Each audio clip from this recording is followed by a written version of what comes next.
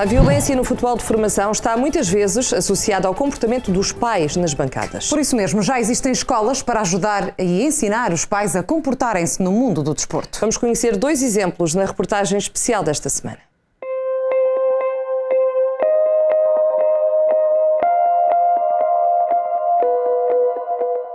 Um pai perder a cabeça ao ponto de, à frente de um filho de 10 anos, 9 anos, 8 anos, partir para cima de um árbitro que pouco mais que a idade do filho tem e bater num jovem árbitro. Toda a gente se via para o lado, como se costuma dizer. A Federação, o Governo, os clubes, e principalmente os clubes, que dizem sempre que não quer nada com eles. Já assisti a situações desagradáveis, já me senti envergonhada em pertencer por vezes àquela claque que está, enfim, está mais efusiva.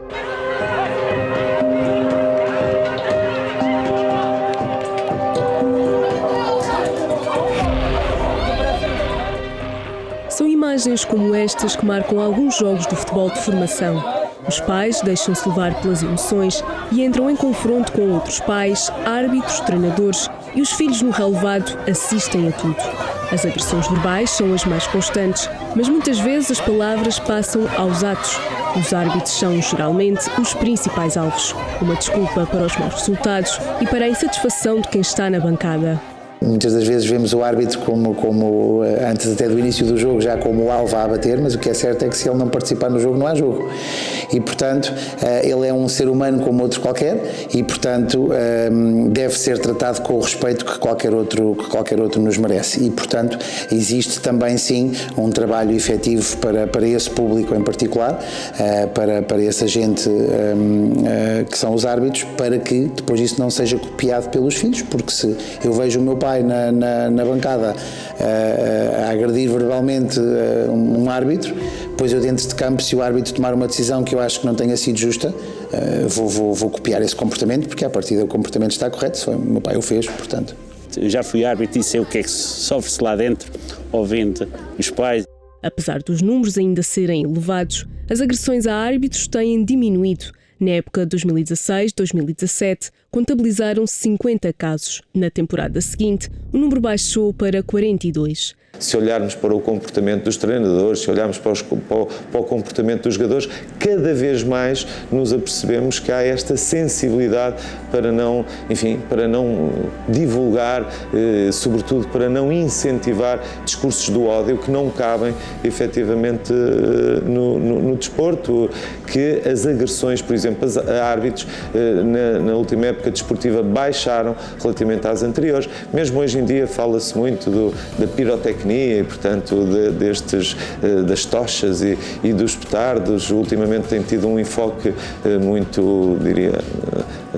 muito grande da parte da comunicação social, mas a verdade é que também da administração interna e concretamente da PSP estava lá um responsável nesta ação a dizer que também do ponto de vista dos artefactos pirotécnicos eles têm vindo a reduzir.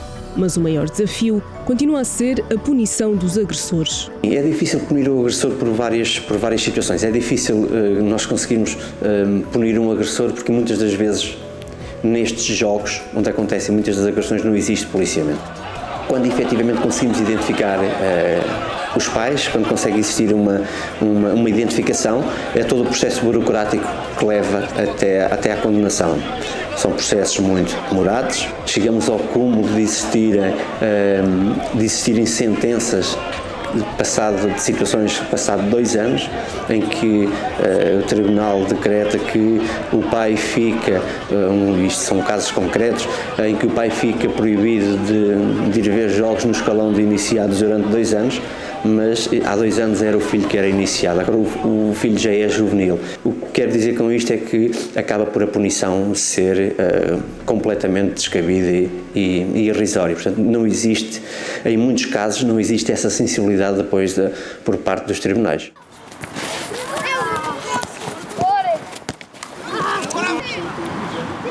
Afonso tem 10 anos, faz parte do escalão de infantis do Torriense e, como a maior parte dos miúdos desta idade, sonha ser o próximo Cristiano Ronaldo. Sabe que para lá chegar tem de treinar e trabalhar muito, mas isso não o assusta. Recentemente assistiu a um episódio protagonizado por alguns pais na bancada que o deixou envergonhado. Foi num jogo que nós estávamos a perder e depois tivemos uma situação num jogo que diziam que era uma falta para nós, só que o árbitro não marcou e os pais começaram a falar mal para o árbitro nas bancadas e depois nós começámos a ouvir mais os pais do que o treinador e depois começámos a não fazer o nosso jogo, a não jogámos bem. E como é que vocês se sentiram? Tiveram vergonha dos vossos pais? Sim. E dentro de campo, como é que isso vos influenciou? Ficaram mais nervosos? Porque aos nossos pais não gostamos daquele comportamento. Foi por causa de situações como esta que, em fevereiro de 2019, o Sport Clube União Torriense, o Clube do Afonso, criou uma escola para ensinar os pais a comportarem-se no mundo do desporto. Entre sessões práticas e teóricas, o maior objetivo é que tenham consciência do impacto que o comportamento deles tem no crescimento dos filhos. No final de um jogo, uma simples pergunta que aparentemente não tem qualquer importância ou qualquer impacto negativo do ganhaste.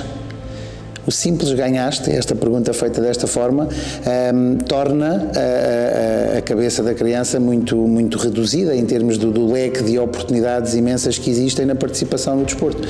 E, portanto, ele ficará um pouco com a ideia que para os pais interessa ganhar. E, portanto, muitas das vezes é essa a situação. Ou seja, não é que o comentário em si seja negativista ou seja destrutivo, mas a simples existência dele, para além de confundir depois um pouco a criança. Boa, gosto da palavra interpretação. O significado que nós atribuímos às coisas.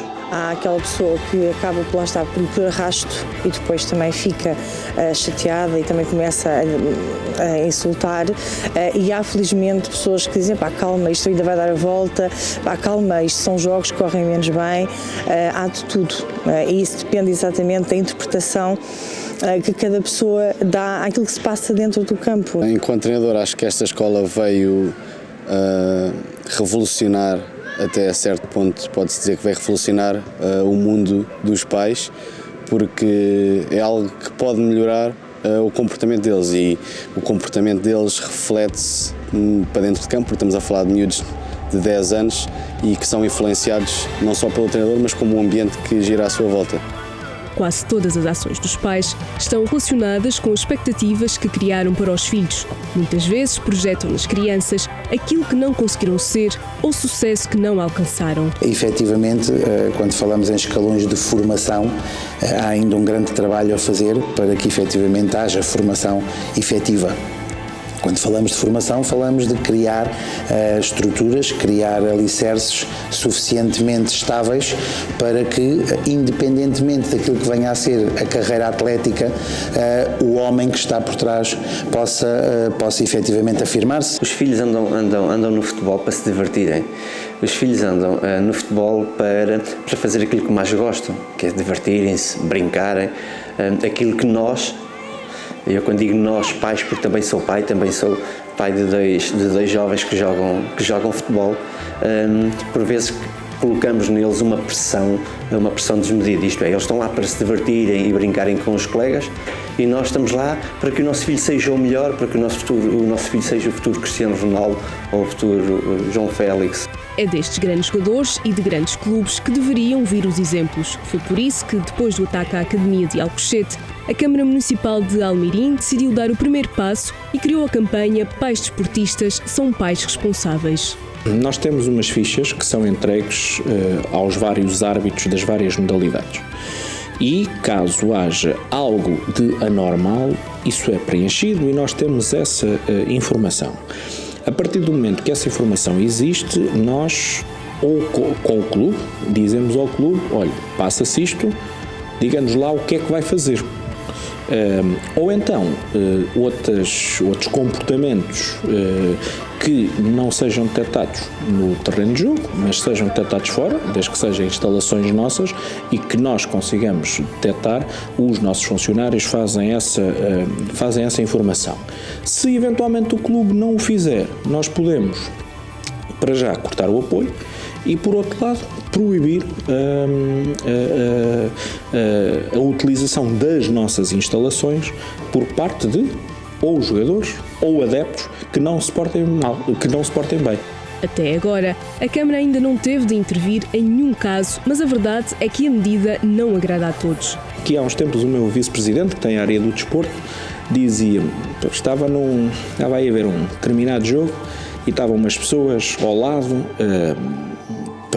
a fazer comentários para ele ouvir, a dizer, pois, isto agora não se pode dizer nada, agora já não se pode dizer nada, já não se pode chamar nomes aos árbitros, que a Câmara penaliza e tal, não se pode dizer nada, portanto aquilo era para ele ouvir. A escola Pais Parceiros e a campanha Pais Desportistas são pais responsáveis são 2 exemplos de clubes mais pequenos a tentarem mudar o rumo do futebol.